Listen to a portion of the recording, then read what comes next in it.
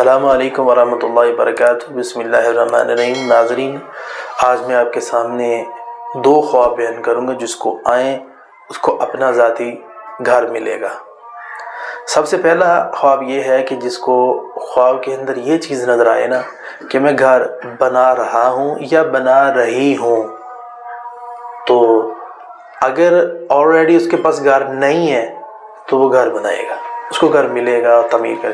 اس طرح دوسرا خواب یہ ہے کہ جو بندہ خواب کے اندر اپنی قبر نکال رہا ہے، اس کی تعبیر بھی یہ ہوتی ہے کہ وہ اپنا گھر بنائے گا، اپنا گھر تعمیر کرے گا۔ یہ دو خواب اتنے اہم ہیں جس بندے کی زندگی میں آئیں، انشاءاللہ تعالیٰ وہ گھر بنائے گا۔ اور اللہ کے نبی صلی اللہ علیہ وسلم کی ایک حدیث سن لیں۔ رسول اللہ صلی اللہ علیہ وسلم نے فرمایا اللہ تعالیٰ سے کھلے گھر کی دعا کرنی چاہیے۔ تو جو شخص ہمیشہ دعا کرتا رہتا ہے کہ اللہ کھلا گھر دے، تو اللہ تعالیٰ اس کو ضرور کھلا گھر عطا فرمائے۔